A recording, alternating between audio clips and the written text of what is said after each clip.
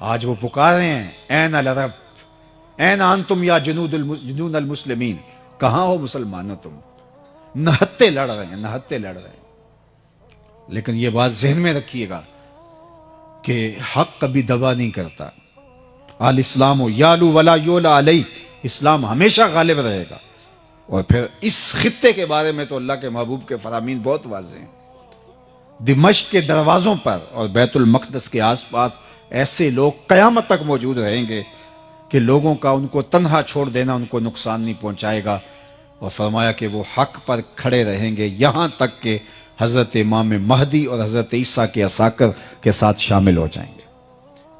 اور وہ منظر کتنا دل فریب ہوگا جب حضرت عیسیٰ تشریف لائیں گے، اور یہ اس وقت امت 3 حصوں میں بٹ چکی ہوگی، اور یہ بالکل حالات اب ادھر جا رہے ہیں۔ ایک حصہ کٹ چکا ہوگا، شہید ہو چکا ہوگا، ایک فرار کا راستہ اختیار کر چکا ہوگا، بزدلوں کا ٹولہ، اور ایک لڑ رہے ہوں گے۔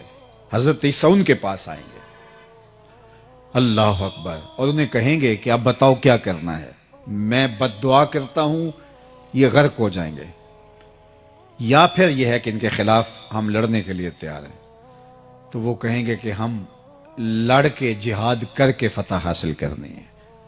حضرت عیسیٰ علیہ السلام کی ہمراہی میں جہاد اسلام ہوگا۔ اللہ اکبر، صحیح بخاری کی روایت ہے، تمام رجال ثقہ ہیں۔ میں اب میری زبان نہ کھل جائے، بڑی کوشش کی گئی کسی طرح سے حضرت امام مہدی کے نزول والی حدیثوں کو ضعیف قرار دیا جائے، آج سے چند سال پہلے محققین بٹھائے گئے کسی ملک میں، لیکن نہیں کر سکے۔ اور یہ حدیث بخاری میں ہے، اور اس سے ملتی جلتی باقی صحیح حدیث میں بہت ساری حدیث ہیں۔ اللہ کے محبوب علیہ السلام فرماتے ہیں کہ وہ وقت آئے گا کہ پھر جب حضرت عیسیٰ علیہ السلام کے انفاس کی خوشبو سے ہی دجال پگھلنا شروع ہوگا، اور یہ فرار کا راستہ اختیار کرے گا، اور فرمایا مقام میں لد پہ قتل کر دیا جائے گا، بھاگتا ہوا۔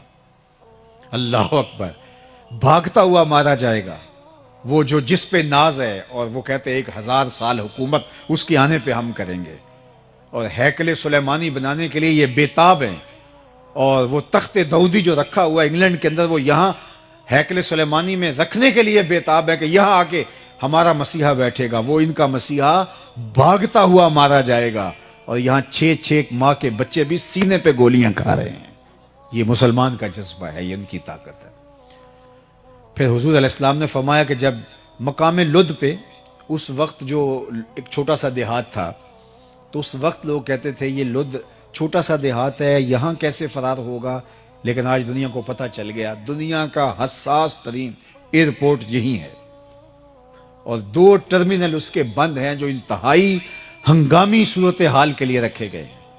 تو اب سمجھ آئی کہ دجال یہاں سے بھاگنا شروع ہوگا، اور یہاں حضرت عیسیٰ کے ہتھے چڑھ جائے گا، خنزیر کو بھی قتل کریں گے اور دجال کو بھی قتل کریں گے، صلیب کے نشان کو بھی توڑیں گے، اور پھر اسلام کو اللہ مسلمانوں کو یوں فتح دے گا کہ حضور نے فرمایا کہ اگر کسی پتھر کے نیچے، بخاری کی روایت ہے، پتھر کے پیچھے، پہاڑ کی اوٹ میں، کسی غار میں، کھو میں، کسی جگہ پہ بھی کوئی یہودی چھپ کے جان بچانا چاہے گا تو وہ پتھر بھی آواز دے گا کہ یہ ظالم میرے پیچھے چھپا ہوا ہے۔ اللہ اکبر۔ پھر شرق سے لے کر غرب تک، شمال سے لے کر جنوب تک، کائنات کی کوئی چھت ایسی نہیں ہوگی جہاں میرے نبی کے نام کا جھنڈا نہیں جھول رہا ہوگا۔ اللہ اکبر۔ اللہ اسلام کو غلبہ اور قوت اور طاقت اور توانائی عطا۔ اور میرے اور آپ کے آقا و مولا نے فرمایا والذی نفسی بیدہ لینزلن عیسی ابن مریم ثم لئن قام علی قبری فیقول یا محمد لاجیبنہ۔ فرمایا مجھے قسم ہے اس رب کی جس کے قبضے میں میری جان ہے، عیسیٰ ابن مریم آئیں گے، یہ سارا کام مکمل کرنے کے بعد حضور کی بارگاہ میں حاضر ہوں گے، حضور کے روضہ انور کے پاس۔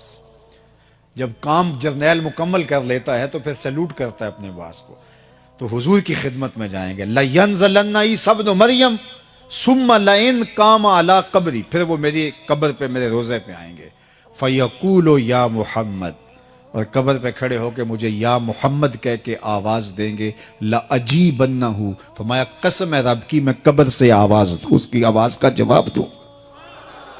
اللہ اکبر، وہ منظر اللہ نے نصیب کرنا ہے. دعا کرو اللہ ہماری نسلوں کو امام مہدی کے ساکر میں شامل کرے، حضرت عیسیٰ کے لشکروں میں شامل کرے. بلکہ حضور نے فخر سے فرمایا وہ وقت کیسا ہوگا جب عیسیٰ ابن مریم آئیں گے لیکن امام تم سے ہوگا. جب آئیں گے تو تازہ غسل کی طرح قطرے ٹپک رہے ہوں گے آپ کے وجود سے، اور اقامت ہو چکی ہوگی، فجر کی نماز کا وقت ہوگا. حضرت عیسیٰ علیہ السلام جو ہیں وہ آئیں گے تو حضرت امام مہدی انہیں کو اشارہ دیں گے کہ آپ آئیں نماز پڑھائیں، تو وہ کہیں گے نہیں آپ ہی پڑھائیں. تو یہ واقعہ بیان کرنے کے بعد حضور نے فرمایا وہ وقت کیسا شاندار ہوگا جب ابن مریم آئیں گے لیکن امام تم سے ہوگا.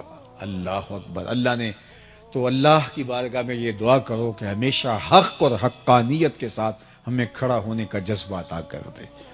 تو ام المومنین نے کہا کہ آپ کا رب آپ کو کبھی بھی پریشان نہیں ہونے دے گا، اس لیے کہ آپ کے اندر یہ وصف ہیں. یہ نمایاں 6 وصف ام المومنین نے بیان کیے. آئیے میں اور آپ دیکھیں، اپنے اندر اتر کے دیکھیں. میں یہاں اگرچہ ممبر پہ بیٹھا ہوں لیکن میں اپنے اندر اتر کے دیکھوں. میرے اندر یہ اوصاف ہیں، ان اوصاف کا کوئی حصہ ہے، اگر ہے تو مجھے مبارک ہو. آپ بھی یہاں بیٹھے بیٹھے اپنے اندر اتر کے دیکھیں کہ ان 6 اوصاف کو جو بڑے نمایاں واضح کھلے وصف ہیں میرے حضور علیہ السلام کی سیرت کے، جو حضور سیدہ خدیجۃ الکبریٰ برجستہ بیان کرتی ہیں، یہ اوصاف ہمارے اندر موجود ہیں. اگر موجود ہیں تو آپ کو مبارک ہو، اور اگر نہیں تو میں آپ کو ملامت نہیں کرتا، اور میرے میں نہیں ہے تو آپ مجھے ملامت نہ کیجیے. ہم آج سے عزم کر کے یہاں سے اٹھے کہ یہ 6 وصف اپنے اندر پیدا کرنے کے لیے جد و جہد کریں گے. پھر سن لیجئے، انک لتصل الرحم، آپ صلہ رحمی کرتے ہیں. دوسرا وصف وتصدق الحدیث، آپ ہمیشہ سچ بولتے ہیں. وتحمل الکلہ، جس کا کوئی بوجھ اٹھانے والا نہیں اس کا بوجھ آپ اٹھاتے ہیں. وتکسب المعدوم، اور جس کا کوئی کمائی کرنے والا نہیں اس کی ضرورت آپ پوری کرتے ہیں. وتقر الضیف، اور اونچے درجے کے مہمان نواز ہیں. وتعین علی نوائب الحق، اور حق کے راستے کے اندر جو لوگ کھڑے ہوتے ہیں آپ ان کے ساتھ کھڑے ہوتے ہیں، آپ کا وزن ان کے پلڑے میں ہوتا ہے. تو اللہ ہمیں ہمارے نبی علیہ السلام کی سیرت اپنانے کی توفیق دے. اللہ کے محبوب علیہ السلام کی سیرت اور اسوہ انور کو سمجھنے کے لیے آقا کریم کے قریب ترین لوگوں سے اگر ہم سوال کریں تو وہ حضور کی سیرت کے جلی عنوان ہمارے سامنے رکھتے ہیں. ام المومنین حضرت سیدہ عائشہ رضی اللہ تعالی عنہا سے جب حضور کی سیرت کے بارے میں، اخلاق کریمانہ کے بارے میں سوال ہوا تو انہوں نے برجستہ کہا کان خلقہ القرآن. اے پوچھنے والے، ان کی سیرت دیکھنی ہے تو قرآن کھول کے بیٹھ جاؤ. قرآن مجید نے جن احکام کو بجا لانے کا حکم دیا ہے آپ حضور کو ان کے ساتھ کھڑا ہوا دیکھو گے، اور جن امور سے منع کیا ہے آپ دیکھو گے کہ اس زون میں حضور آپ کو نظر نہیں آئیں گے. حضرت ام المومنین سیدہ خدیجۃ الکبریٰ رضی اللہ تعالی عنہا، جو حضور علیہ السلام کی وہ زوجہ محترمہ ہیں کہ جنہوں نے حضور کے کردار سے متاثر ہو کر ہی حضور سے نکاح کیا تھا.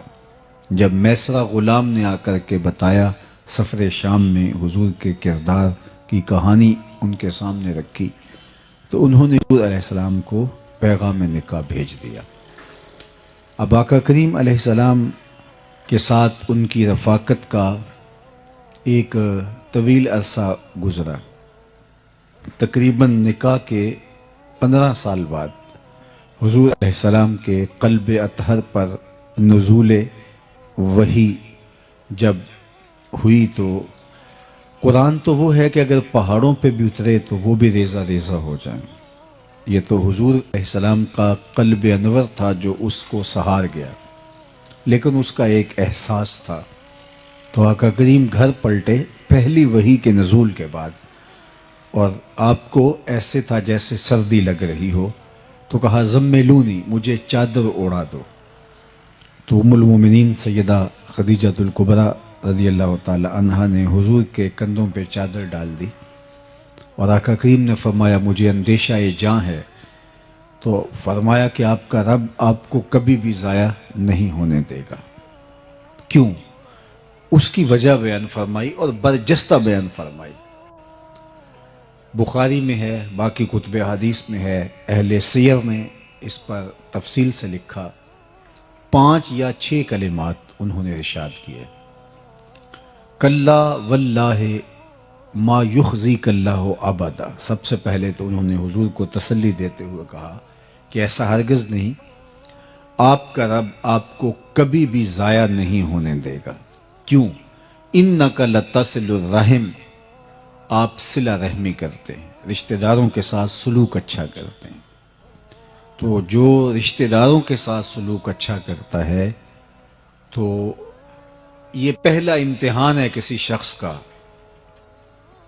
اچھی معاشرت کی تشکیل جب ہوتی ہے تو اس کا پہلا دائرہ رشتہ دار ہوتے ہیں، اور اگر یہاں کوئی کامیاب ہو گیا تو دوسرے دائرے میں، تیسرے دائرے میں، چوتھے دائرے میں بھی آپ اس کو کامیابی کے زینے چڑھتا ہوا محسوس کریں گے، کیونکہ رشتہ دار ایک تو اتنی جلدی کسی کو مانتے نہیں ہیں، اور دوسرا رشتہ دار اس رشتہ داری کی وجہ سے بات کرتے ہوئے بھی دیر نہیں لگاتے اور ایک دم اچھال کے بھی رکھ دیتے ہیں۔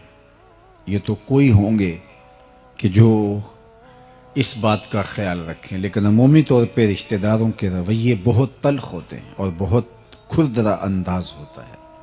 ہمارے ہاں یہ جو شریکہ برادری کا تصور ہے، تو حالانکہ شریک تو شرکت سے نکلا ہے، لیکن بہرحال یہ کسی اور مفہوم میں اپنا راستہ بنا گیا، اور عمومی طور پہ رشتہ داروں کے رویے ناہموار اور غیر مناسب ہوتے ہیں، اور انسان کو بھی غصہ زیادہ آتا ہے، یہ تو میرے اپنے ہیں، انہوں نے میرے ساتھ یہ سلوک کیوں کیا، تو تلخی بھی زیادہ بڑھتی ہے۔ اب ہی تو بندے کا امتحان ہوتا ہے کہ اس تلخی کو قابو پا سکتا ہے کہ نہیں، اس رد عمل کو اس کی عملی تنفیذ کرتا ہے یا اس کو وہیں روک لیتا ہے۔ تو یہ بندے کا سخت امتحان ہوتا ہے، اور اللہ بندوں سے امتحان لیتا ہے، اور یہ سب سے پہلا دائرہ ہے انسان کے ارد گرد معاشرت کا دائرہ۔ اس لیے میرے اور آپ کے آقا مولا نے فرمایا کہ جو یہ چاہے کہ اس کی عمر میں برکت ہو اور رزق میں اضافہ ہو، وہ رشتہ داروں کے ساتھ سلوک اچھا کرے۔ اگر کوئی شخص اپنے رشتہ داروں کے ساتھ رویہ اچھا رکھتا ہے تو اس کی عمر میں بھی برکت ہوتی ہے اور رزق میں بھی اضافہ ہوتا ہے۔ امتحان بھی بہت بڑا ہے، لیکن نتیجہ بھی دنیا اور آخرت میں اللہ تعالیٰ اس کو عطا فرماتا ہے۔ اب رشتہ دار کے تلخ رویوں کے باوصف ان کے ساتھ اچھا سلوک، یہ کسی شخص کا پہلا امتحان ہے جب وہ معاشرے میں اترنے لگتا ہے، چونکہ اس کا پہلا دائرہ ہی یہی ہوتا ہے۔ تو ام المومنین نے حضور کا جو نمایاں وصف بیان کیا وہ یہ تھا، انک لتصل الرحم، آپ صلہ رحمی کرتے ہیں۔ چونکہ بیوی سے بڑھ کر کون جانتا ہے کہ میرے شوہر کے دل میں رشتہ داروں کے لیے کیا جذبات ہیں، تو یہ بات ام المومنین نے برجستہ حضور علیہ السلام کے لیے کہی۔ اور پھر آپ حضور کی ساری زندگی دیکھ لیں، رشتہ داروں نے جو کچھ کیا، تبا لک ہنالک سائر الیوم لہذا جمعتنا، معاذ اللہ حضور شہادت کی انگلی اٹھا کے واز کرتے تھے، اور جس نے اس پر آوازہ کسا وہ رشتے میں چچا لگتا تھا، تو اس کے جواب میں قرآن نے کہا تبت یدا ابی لہب و تب، تیرے دونوں ٹوٹ جائیں، لیکن یہ پہلے جملہ چچا نے کہا تھا۔ راہوں کے اندر گڑے چچا کھودتا تھا، سکی چچی جو تھی وہ ام جمیل جنگل سے لکڑیاں کاٹ کے لاتی کانٹے دار، اور جن راہوں سے حضور نے گزرنا ہوتا ان راہوں میں بچھا دیتی۔ عقبہ بن ابی معیط اپنے گھر کا سارا کوڑا اٹھا کے حضور علیہ السلام کے دروازے کے سامنے پھینک جاتا۔ آقا کریم علیہ السلام کے گلے کے اندر کپڑا ڈال کر کے تاؤ بھی اسی نے دیے تھے۔ حالت سجدہ میں حضور علیہ السلام پر اوجھیاں ڈالی گئیں۔ تو یہ کتنا دردناک رویہ تھا، اور یہ سب کچھ کیا تھا رشتہ داروں نے۔ آج اللہ کے محبوب جب مکے میں فاتح بن کے داخل ہوئے تو سب تھر تھر کانپ رہے تھے. 10,000 اصحاب حضور کے ہمراہ تھے. انہیں یہ تھا کہ آج تو ہماری گردنیں اڑ جائیں گے. آقا کریم نے سب کو جمع کر کے کہا بتاؤ میں تمہارے ساتھ کیا سلوک کروں. تو انہوں نے سوچا کہ چلو ہمیں شہر بدر کر دی جائے لیکن جاں بخشی ہو جائے. تو کہا آپ کریم باپ کے کریم بیٹے ہیں, ہم آپ سے خیر کی توقع رکھتے ہیں. اور ان کو یہ تھا کہ چلو جاں بخشی ہو جائے چاہے شہر سے نکال دیں. لیکن ان کی آنکھیں پھٹی کی پھٹی رہ گئیں جب میرے اور آپ کے آقا و مولا حضور رحمت عالم نے فرمایا اذهبوا انتم الطلقاء, جاؤ تم آج کے بعد سارے آزاد ہو, اور میں تمہیں وہی کہوں گا جو میرے بھائی یوسف علیہ السلام نے اپنے بھائیوں کو کہا تھا لا تثریب علیکم اليوم, آج تمہارے اوپر کوئی مواخذہ نہیں. انہوں نے حضرت یوسف علیہ السلام کو تاریک کنویں میں ڈالا. مالک ابن زغر کے ہاتھوں پھوٹی کوڑیوں کے عوض یوسف علیہ السلام کو بیچ ڈالا, اور باپ کے سامنے آ کے مکر کیا کہ انہیں تو بھیڑیا کھا گیا ہے. کتنا تلخ رویہ تھا بھائیوں کا اپنے معصوم بھائی کے خلاف, اور انہیں تھا کہ وہ بولی بسری داستان بن گیا ہوگا یوسف. لیکن آج جب وہ ہاتھ میں کشکول لیے جناب یوسف کے سامنے حاضر ہیں تو آپ نے فرمایا کیا تم جانتے ہو کہ تم نے اپنے بھائی یوسف کے ساتھ کیا کیا؟ تو ان کو تو تصور بھی نہیں تھا کہ کہانی تو ان بھائیوں کے درمیان ہے. باپ کو یہ کہا کہ اس کو بھیڑیا کھا گیا ہے, عزیز مصر کہہ رہا ہے کہ تمہیں پتا ہے تم نے اپنے بھائی کے ساتھ کیا کیا. تو ایک ماضی کی ساری پرتیں کھلنے لگی, اور حضرت عزیز مصر کے چہرے میں ان کو یوسف کے خد و خال دکھائی دینے لگے, اور ادھر اندر خوف بھی اترنے لگا. اللہ اکبر. قرآن مجید میں یہ مقام اٹھائیے تو وہ ڈر سے گئے, ہونٹ کپ کپا رہے ہیں, اور عزیز مصر کے چہرے پر یوسف کے خد و خال دیکھ کر کے کہتے انکا لانتا یوسف. اللہ اکبر, آپ یوسف ہیں. یہاں جو لفظ ہے انکا لانتا یوسف, آپ یوسف ہیں. قال انا یوسف, کہا میں ہی یوسف ہوں, اور یہ میرا بھائی ہے. حضرت بنیامین پاس بیٹھے تھے, اور پھر فرمایا اب ایک لمحے کی اذیت سے وہ گزرے کہ اب کیا ہوتا ہے. ساتھ ہی کہہ دیا لا تثریب علیکم اليوم, پریشان نہیں ہونا, تمہارے اوپر آج کوئی مواخذہ نہیں ہوگا. یعنی انہیں اس کرب سے بھی زیادہ دیر نہیں گزرنے دیا کہ جب یہ پہچان گئے کہ عزیز مصر یہ تو وہی یوسف ہے جس کو کنویں میں ڈالا تھا, آج عزیز مصر بن کے ہمارے سامنے. تو بھائیوں کی حالت غیر ہو رہی تھی, اور زبان میں لکنت پیدا ہو رہی تھی, آواز گلے میں پھنس رہی تھی, نکل نہیں رہی تھی. انکا لانتا یوسف, آپ یوسف ہیں. اللہ اکبر. تو حضرت یوسف میں یوسف ہوں, لیکن ساتھ ایک لمحے کے تاخر کے بغیر کہا لا تثریب علیکم اليوم. تو اللہ کے محبوب علیہ السلام نے فرمایا کہ میں آج تم سے وہی کہوں گا جو میرے بھائی یوسف نے اپنے بھائیوں سے کہا تھا, آج تم سے کوئی مواخذہ نہیں کیا جائے گا. عثمان بن طلحہ یہ کعبۃ اللہ کا کلید بردار تھا, اور اللہ کے محبوب علیہ السلام نے اس سے کہا کہ کعبۃ اللہ کا دروازہ کھولو, میں اندر جا کے نوافل ادا کرنا چاہتا ہوں, نماز پڑھنا چاہتا ہوں, اللہ کے حضور سجدہ ریز ہونا چاہتا ہوں. اس نے انکار کر دیا, نہیں میں آپ کے لیے کعبہ کا دروازہ نہیں کھول سکتا. وقت گزر گیا, آج حضور فاتح بن کے داخل ہوئے تو فرمایا این عثمان بن طلحہ, عثمان بن طلحہ کہاں ہے؟ تو کپ کپاتا ہوا حاضر ہوا. فرمایا لاؤ کعبۃ اللہ کی کلید. دروازہ کھولا, حضور اندر اترے, بتوں کو توڑا, سجدہ ریزیاں کی اللہ کے حضور, واپس پلٹے تو سب صحابہ منتظر تھے کہ یہ دیکھیے اعزاز کس کو ملتا ہے. عثمان بن طلحہ کو تو دوبارہ چابی نہیں ملے گی, اب دیکھیے کس کا مقدر کھلتا ہے, اور یہ کعبۃ اللہ کی کلید برداری کا اعزاز کس کو ملتا ہے. سب حسرتیں لیے کھڑے تھے, لیکن حضور جب باہر تشریف لائے فرمایا عثمان بن طلحہ کہاں ہے؟ تو حاضر خدمت ہوا تو حضور نے اس کے ہاتھ میں چابی رکھتے ہوئے فرمایا یہ چابی میں تم کو دے رہا ہوں, قیامت تک یہ چابی تیری نسلوں سے بھی کوئی نہیں چھین سکے گا سوائے ظالم کے. آج بھی یہ جو شیبی خاندان ہے کعبۃ اللہ کا کلید بردار, یہ حضرت عثمان بن طلحہ کی اولاد سے ہے. تو جب اس نے حضور کا یہ سلوک دیکھا تو آگے بڑھ کے آقا کریم کے ہاتھ پہ بیعت اسلام کر لی. تو یہ سلوک تھا اللہ کے محبوب کا، صلہ رحمی کا یہ عالم تھا، یہ حضور کی سیرت ہے. ہم چھوٹی چھوٹی بات پہ کہتے ہیں اگر تم ایک بات کرو گے تو ہم 10 باتیں کریں گے، ایک قدم پیچھے ہٹو گے تو ہم 10 قدم پیچھے ہٹیں گے. تم اگر پتھر مارو گے، اینٹ مارو گے تو ہم پتھر اٹھا لیں گے. تو یہ تو کوئی بات نہ ہوئی، یہ تو ہم اس سے آگے بڑھ گئے. تم جو کرنا ہے کر لو، ہم اپنے رویے سے نہیں ہٹنے کے، ہم اپنی عادت خیر کو چھوڑنے کے نہیں. ایک بزرگ وضو کر رہے تھے پانی کنارے، تو ایک بچھو تھا جو ایک درخت کی ٹہنی پر پانی کے بہاؤ پہ جا رہا تھا، اور کبھی کوئی تیز جو ہے وہ لہر آتی تو وہ ڈوب جاتا. پھر اپنے آپ کو بڑی ہمت سے اس لکڑی کے ساتھ آ کے وابستہ کرتا. تو ان کے دل میں رحم جاگا، تو ہاتھ ڈال کر کے اس کو باہر نکالنے کی کوشش کی. تو اس نے اپنی فطرت کے مطابق ان کے ہاتھ پہ ڈنگ مار دیا. درد ہوا تو ہاتھ جھٹکا اور پھر گر گیا. پھر دوبارہ اس کو نکالنے کے لیے ہاتھ ڈالا تو پھر اس نے ڈنگ لگا دیا. یہ 7 مرتبہ ہوا.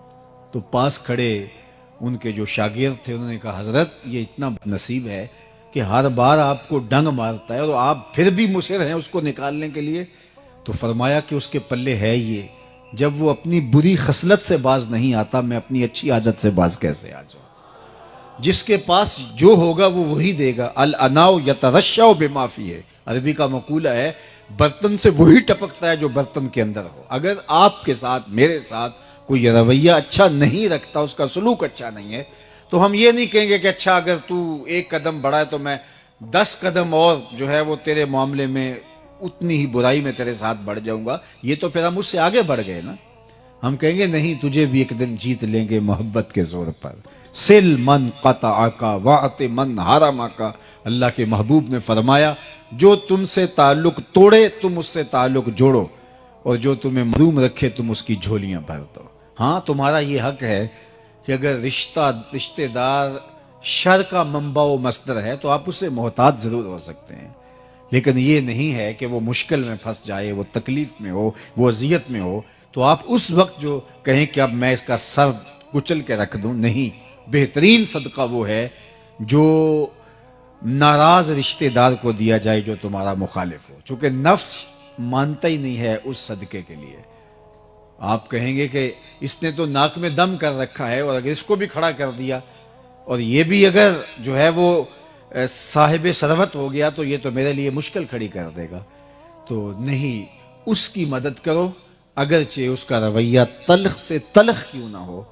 تو پہلا کردار جو ام المومنین نے حضور کا بیان کیا وہ یہ تھا کہ انک لتصل الرحم. آپ کا رب آپ کو کبھی تنہا نہیں چھوڑے گا اور نہ آپ کو بے آبرو ہونے دے گا، اس لیے کہ آپ صلہ رحمی کرتے ہیں.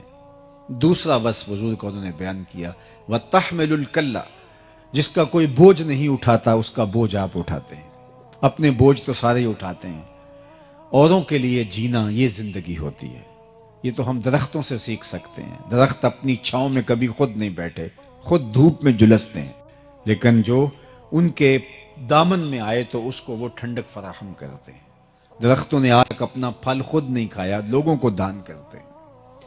اوروں کے لیے جینا یہ زندگی ہے. دریاؤں نے اپنا پانی کبھی خود نہیں پیا، یہ اوروں کو سیراب کرتے ہیں. بادل خود اپنا پانی جو ہے وہ نوش جان نہیں کرتے، وہ اوروں کو دان کرتے ہیں. اوروں کے لیے جینا، اوروں کے لیے زندگی گزارنا یہ زندگی کا حسن. کمائی کرنے والا نہیں، آپ اس کے لیے کام کرتے ہیں، اس کے لیے مزدوری کرتے ہیں، کام کرتے ہیں، اس کے لیے تجارت کرتے ہیں. اللہ اکبر، یہ حضور کا وصف نمایاں ہے. اللہ اکبر، کہ لوگوں کے لیے حضور علیہ الصلوۃ والسلام کمائی کریں. تجارت کی ہے حضور نے، کس لیے؟ دوسروں کام آنے کے لیے. میں اور آپ سویر سے لے کر شام تک اور شام سے لے کر سویر تک اپنے آپ کے بارے میں سوچتے ہیں. علماء نے لکھا، یہ اچھی طرح مجھے اور آپ کو ذہن نشین ہونا چاہیے اور یہ زندگی کا ماٹو بنا لیں ہم. رزق کمانے کی 3 نیتیں ہیں. ان نیتوں کے استحضار کے ساتھ رزق حلال کمانا عین عبادت.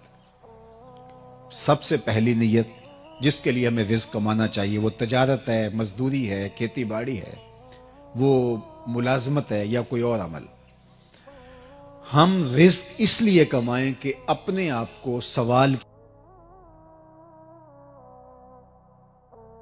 کی ذلت سے بچائیں، چونکہ ہماری ضرورتیں ہمارے ساتھ جڑی ہیں۔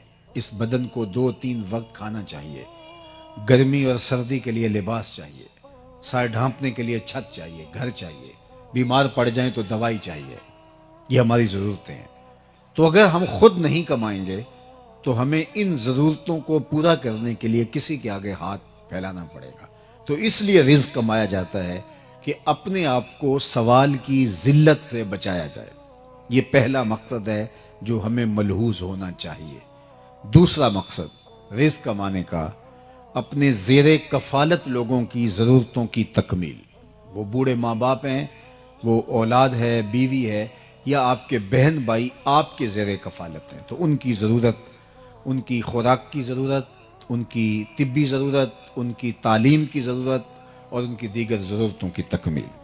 تو یہ دوسرا مقصد ہے رزق کمانے کے لیے۔ اس کے لیے پردیس کاٹا جاتا ہے، اس کے لیے دن رات ایک کیا جاتا ہے، تاکہ میرے بچوں، میرے ماں باپ، میرے اعزاء و اقربا جو میرے زیر کفالت ہے، ان کی ضرورت میرے ذمہ ہے، تو میں آپ دکھ سہ لوں گا لیکن ان کی ضرورت کو پورا کروں گا۔ یہ دوسرا مقصد ہے رزق کمانے کا۔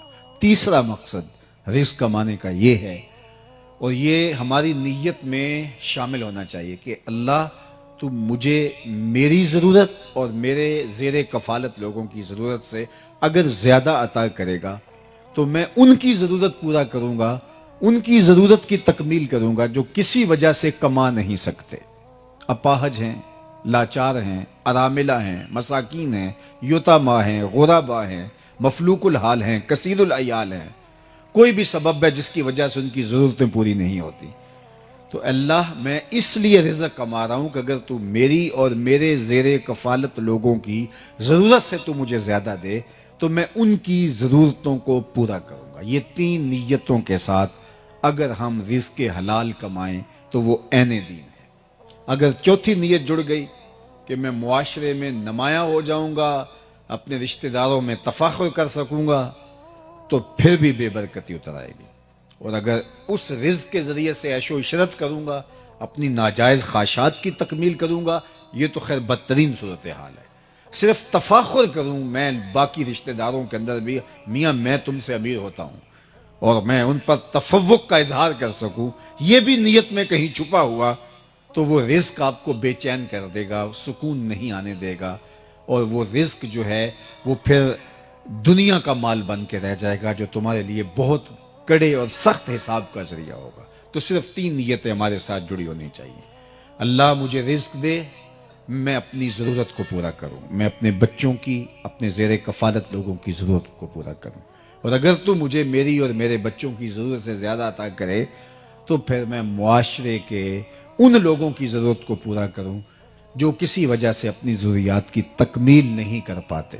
یہ ہیں 3 نیتیں۔ ان نیتوں کے ساتھ جو تاجر اپنے ٹھیے پہ بیٹھ کے مزدوری کرتا ہے تو بظاہر وہ کوئی یہاں ممبر پہ بیٹھ کے واز نہیں کر رہا، لیکن کیا کہا؟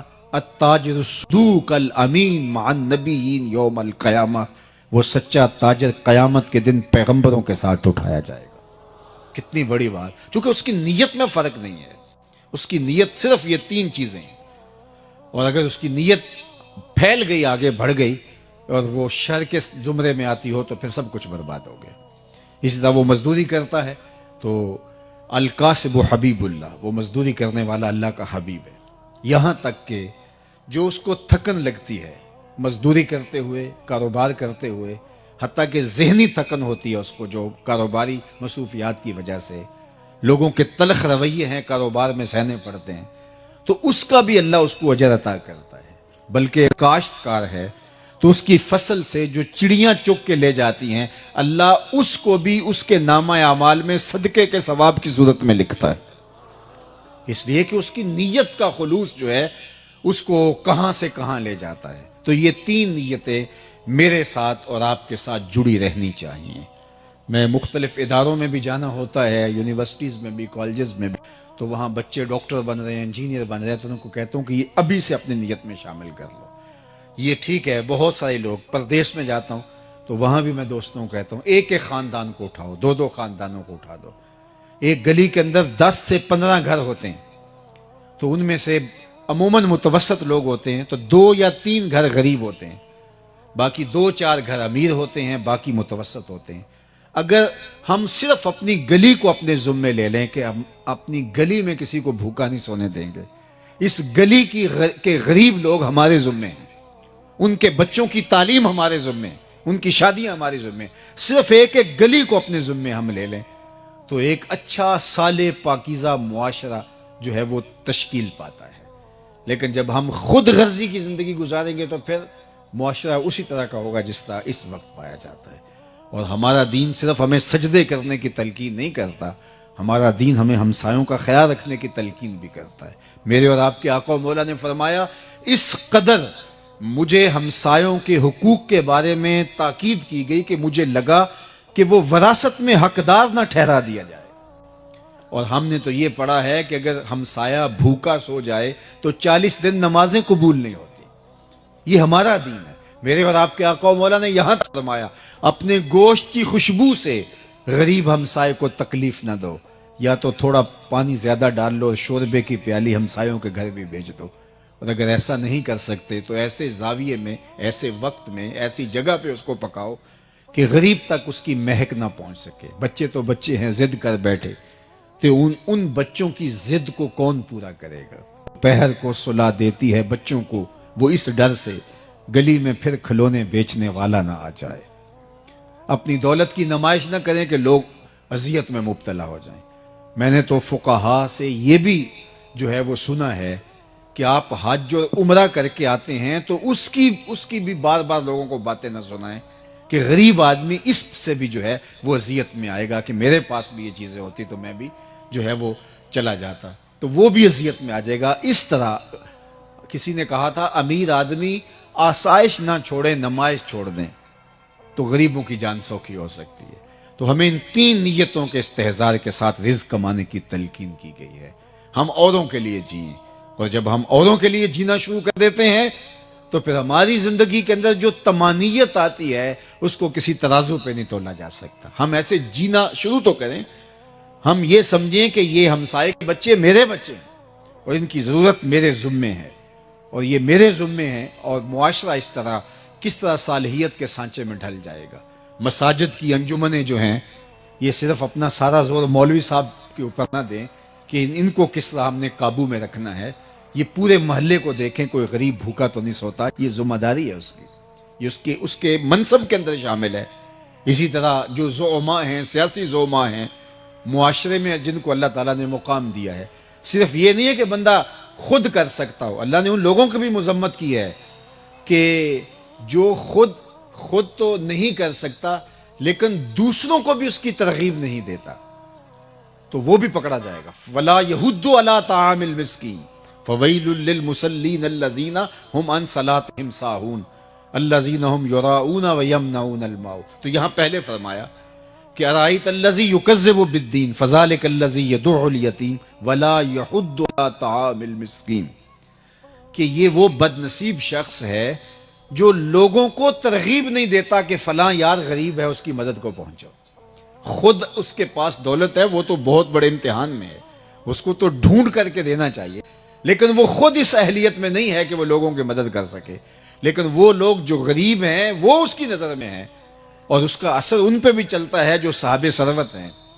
تو وہ ان کو اگر نہیں کہتا، وہ کہتا ہے مجھے کیا لگے اور میں ان کا احسان اپنے اوپر کیوں لوں، ان کو ترغیب دے کہ ان کی مدد کرواؤں، مجھے کیا لگے.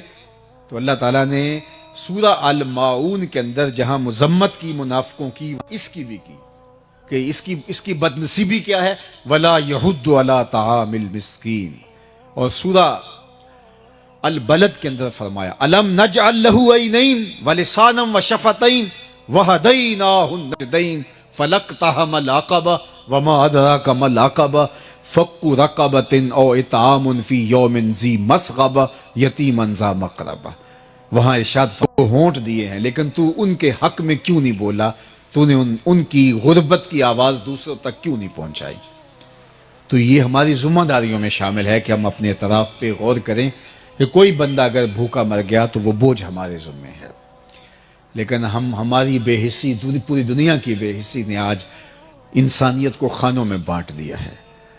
بلکہ میں تو کہتا ہوں کہ جو الگ الگ اچھے اچھے ٹاؤنز بن رہے ہیں، یہ بھی غریبوں اور امیروں کی بستیاں الگ الگ ہو رہی ہیں۔ ڈیفنس میں اور طرح کے لوگ آباد ہیں، غریب محلوں میں اور طرح کے لوگ آباد ہیں، تو بستیاں الگ ہو رہی ہیں، لوگ امیر غریب ان کے اندر جو ہے وہ لمبی لکیریں کھینچی جا رہی ہیں، اور ہمیں جو زندگی دی گئی تھی وہ ترغیب کی زندگی دی گئی، تو اپنے لیے جینا کمال نہیں ہے، اوروں کے لیے کمال ہے۔ تو یہ حضور کا وصف نمایاں ہے جو ام المومنین نے بیان کیا، وَتَقْسِبُ الْمَعْدُومَ، جس کا کوئی کمائی کرنے والا نہیں، آپ اس کی کمائی کرتے ہیں۔ سیرت اس لیے نہیں ہوتی، یا میلاد اس لیے نہیں ہوتا، یا جلسہ اس لیے نہیں ہوتا، یا تقریر اس لیے نہیں ہوتی کہ میں تقریر کروں اور آپ نعرے لگاتے تھکے نہ، اور آپ کہیں کمال کر دیا، کبھی پھول پھینکے کبھی نوٹ پھینکے۔ یہ مجھے اور آپ کو بھولا ہوا سبق یاد دلانا ہوتا ہے، اپنے آپ کو بھی اور آپ کو بھی۔ مجھے اس سیرت کے عنوان سے اپنے لیے ڈھونڈنا ہے کہ میرے اور آقا و مولا جن پہ ہم درود پڑھتے ہیں ان کی تو زندگی یہ تھی، تو کیا میں ان کی زندگی کے کتنا قریب ہوں، میرے اندر کہاں تک ہے یہ، میں نے زندگی میں کتنے دکھیوں کو، کتنے حضرت عبد الرحمن 30,000 غلام آزاد کیے۔ تو ہمیں لوگوں کو، مصیبتوں میں پھنسے ہوئے لوگوں کو آزاد کرنا چاہیے۔ اس دور کی جو غلامی ہے، معاشی بحران ہیں، اذیتیں، اس میں لوگوں کو ان کے پاؤں پہ کھڑا کریں، ان کی ضرورتوں کی تکمیل کریں۔ یہ میرے حضور کی سیرت ہے، اور سیرت بیان اس لیے کی جاتی ہے کہ اس سیرت کو ہم اپنے اندر اتاریں اور اس کا عکس اپنے اندر پائیں، تاکہ ہمارے آقا خوش ہوں۔ صرف سن کے کہ واہ سبحان اللہ، یہ ہم صرف ان کو بیان کر کے سبحان اللہ کہہ رہے نہیں۔ دین کا تقاضا ہم سے یہ ہے کہ ہم قسمت کا رزق ساتھ لے کے آتا ہے اور برکت چھوڑ کے جاتا ہے۔ ہمارا کچھ نہیں کھاتا، اپنی قسمت کا ہمارے دسترخوان سے کھاتا ہے، اور ہمارے دسترخوان سے کھانے کی وجہ سے ثواب بھی ہمیں ملتا ہے، عزت بھی ہمیں ملتی ہے، اور وہ برکت بھی چھوڑ کے جاتا ہے۔ اس لیے خوش دلی کے ساتھ مہمانوں کا استقبال کیا جائے، ان کو کھانا کھلایا جائے۔ اللہ اکبر۔ آدھا فقر حضرت سیدنا شیخ عبد القادر الجیلانی علیہ رحمہ و رضوان فرماتے ہیں، آدھا فقر بھوکوں کو کھانا کھلانا اور برہنہ بدن لوگوں کو لباس پہنانا ہے۔ باقی چلے، ریاستیں، عبادتیں، نمازیں، سجدے، تہجدیں، اوراد، اشغال، وظائف، یہ باقی آدھا بنتا ہے۔ صرف آدھا بھوکوں کو کھانا کھلانا اور برہنہ بدن لوگوں کو لباس دینا ہے۔ فقیر اس بات پہ راضی ہوتا ہے کہ اس کا دسترخوان چلتا رہے، اٹ کھڑک کے دکڑ وجے تتا ہوئے چلہ، آن فقیر کھا کھا جامن راضی ہوئے بلا۔ فقیر کا مزاج یہ ہے کہ لوگ آئیں اور اس کا دسترخوان چلتا رہے، اسے خوشی ہوتی ہے جب اس کے دسترخوان سے کوئی لقمہ اٹھاتا ہے۔ تو یہ چوتھا وصف ام المومنین نے حضور کا بیان کیا۔ پانچواں وصف وَتَصْدُقُ الْحَدِيث، حضور آپ نے کبھی جھوٹ نہیں بولا، آپ ہمیشہ سچ بولتے ہیں، آپ کا رب آپ کو کبھی ضائع نہیں ہونے دے گا۔ اب آئیے ہم یہاں رکتے ہیں کہ ہماری زندگی میں سچ ہے یا جھوٹ؟ تو قدم قدم پہ ہم جھوٹ بولتے ہیں۔ آج ہمارا تاجر کہتا ہے جناب جھوٹ نہ بولیں تو سودا نہیں بکتا۔ میں نے کہا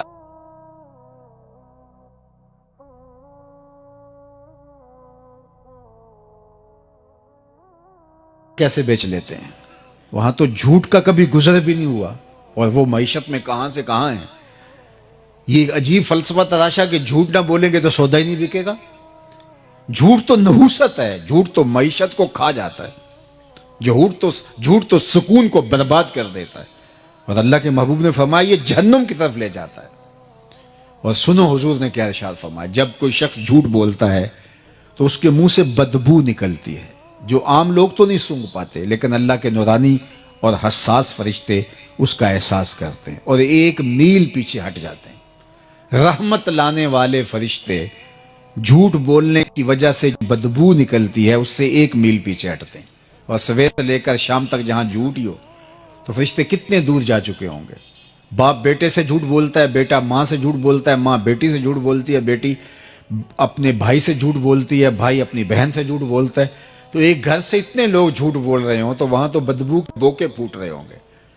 تو رحمت کے فرشتے تو دور دور کہیں ہوں گے جنہوں نے رحمت لے کے آنی تھی. اب نحوست آ گئی, رحمت والے تو آ ہی نہیں سکتے.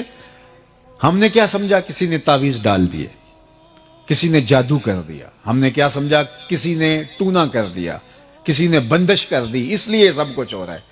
یہ ہم نے سوچا ہی نہ کہ جھوٹ کی وجہ سے بدبو پھیلی ہے اور رحمت کے فرشتے ہماری گلی سے بھی نہیں گزرتے. اور ہم گئے پھر بابوں کے پاس, اور وہ جھوٹ کا پلندہ تو پہلے یہ جھوٹ کا سامان لے کے گٹلی باندھ کے بیٹھا ہوا تھا. اس نے کہا تم تو ویلے سے آ گئے ہو, اگر نہ آتے تو یہ تعویذ چل جانے تھے, ککھ نہیں رہنا تھا تمہارا اگر تم 2 دن لیٹ ہو جاتے. پھر ہر اتوار کو اس ملنگ, اس بابے, اس عامل کی جو ہے وہ کیا اس کو کہتے ہیں, ٹھیا کہہ لیں یا آج کل جو بھی لفظ بولتے ہیں, وہاں جا کے جو ہے وہ چوکی بھرنی پڑتی ہے. اور اتنے بد نصیب ہوتے ہیں, کوئی 3 سال سے نہیں نہایا, کوئی 4 سال سے غسل نہیں کیا, کوئی گالیاں بکتا ہے, کوئی جو ہے وہ بےہودگی پہ اتر آتا ہے. اور روز اخبارات کے اندر آپ دیکھتے ہیں کہ بابے نے کیا کرشمہ کر کے رکھ دیا, اور عزتوں سے کھیلنے والے یہ لوگ ہوتے ہیں. اور وہاں رش لگا ہوتا ہے, وہاں بھاگم بھاگ ہوتی ہے. کیوں جی, یہ ہمارا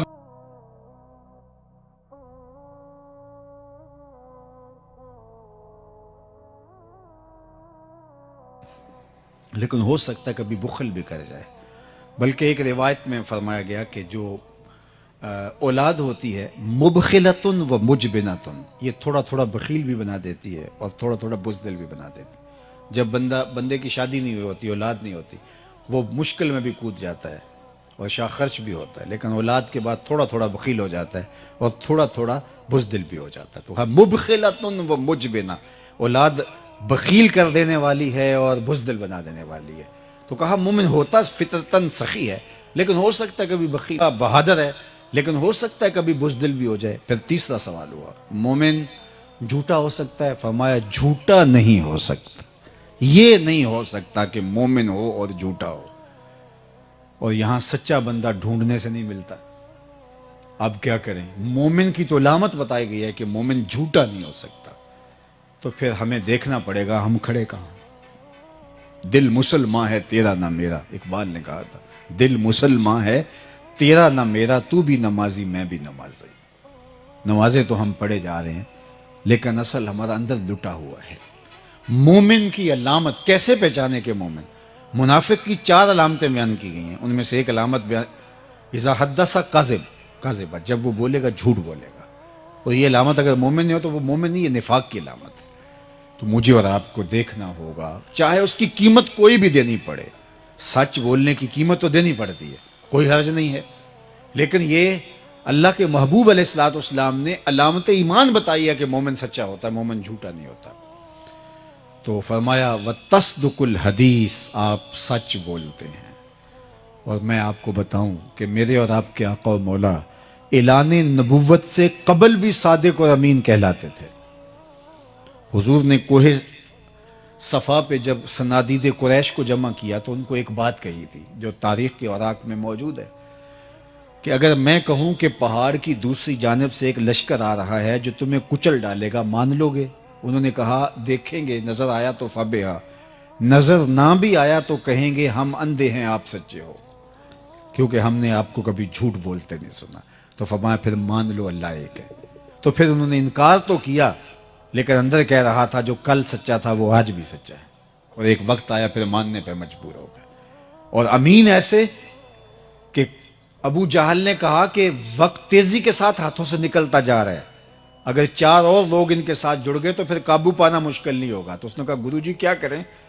کہا ہر قبیلے سے ایک ایک فرد لو اور ان کے گھر کا محاصرہ کرو اور معاذ اللہ حضور کو شہید کر دو, اور اگر بنو ہاشم اٹھ کھڑے ہوئے تو مل کے مقابلہ کریں گے, اور اگر انہوں نے خون بہا مانگا تو خون بہا مل کے دے دیں گے, کوئی مشکل نہیں ہوگی. اور اتنے قبائل کے سامنے اکیلے بنو ہاشم نہیں کھڑے ہو پائیں گے. اور حضور کے گھر کا پھر محاصرہ کر لیا. اللہ اکبر. اور آپ جانتے ہیں کہ آقا کریم نے حضرت علی المرتضیٰ کو اپنے بستر پہ لٹایا اور کیا کہا, علی تم میرے بستر پہ لیٹ جاؤ, صبح اٹھنا, لوگوں کی امانتیں واپس کر کے تم بھی مدینے چلے آنا. تو ذرا تصور کیجئے حضور کیسے امین تھے, جنہوں نے امانتیں حضور کے گھر میں رکھی تھی, آج قتل کے درپے ہوئے تو انہیں امانتوں کا فکر نہیں تھا. وہ جانتے تھے کچھ بھی ہو جائے محمد عربی کے پاس رکھی گئی امانتیں ضائع نہیں ہوں. یہ ہوتا ہے امین. اور پھر آقا کریم نے بھی فرمایا کہ تم امانتیں واپس دے کے آنا. کسی نے حضرت علی سے پوچھا کہ تم حضور کے بستر پہ لیٹ گئے تھے تو وہ حضور علیہ السلام کے گمان میں تمہیں بھی تو قتل کر سکتے تھے, تو تمہیں نیند آ گئی تھی؟ حضرت علی نے کہا بڑے آرام کی نیند. کہا کیسے؟ کہا حضور نے کہا تھا علی تم میرے بستر پہ لیٹ جاؤ, صبح اٹھ کے امانتیں دے کے مدینے چلے آنا. مجھے یقین تھا میں صبح اٹھوں گا بھی, امانتیں بھی ادا کروں گا اور مدینے بھی پہنچوں گا, اس لیے کہ یہ میرے حضور نے فرما دیا تھا. اللہ اکبر. یہ ہے حضور کا کردار, حضور علیہ السلام کی زندگی. وَتَصْدُقُ الْحَدِيث, یہ ہمیشہ سچ بولتے ہیں. اور چھٹا وصف حضور کا وَتُعِينُ عَلَى نَوَائِبِ الْحَقِّ, ام المومنین نے کہا کہ جو حق کی راہ پہ لوگ موجود ہوتے ہیں ہم دیکھتے ہیں آپ ان کے ساتھ کھڑے ہوتے ہیں. ہم تو کہتے ہیں کہ ہمیں کیا لگے جی, ہمیں کیا غرض, ہم تو اپنے آپ کا دفاع کرتے ہیں, اپنے آپ کو بچاتے ہیں. سچ اور سچائی کے ساتھ کھڑا ہونا ہمارے مزاج میں نہیں ہے, اور اسی لیے پھر سچ بولنے والا تنہا رہ جاتا ہے اور معاشرہ اس کو کچل کے رکھ دیتا ہے. دوبارہ وہ عبرت کا نشان بن جاتا ہے, لوگ جو ہے وہ اس جگہ پہ کھڑا ہونے کو تیار نہیں ہے. سچ کے ساتھ کھڑا ہونا چاہے اس کی کوئی بھی قیمت دینی پڑے. حالات کی تلخیاں آج دیکھیے دنیا کے اوپر, آج 56-57 اسلامی ملک حق کے ساتھ کھڑے نہیں ہو پا رہے. فلسطین کے اندر جو قیامت بپا ہے, چند نہتے ٹینکوں سے توپوں سے لڑ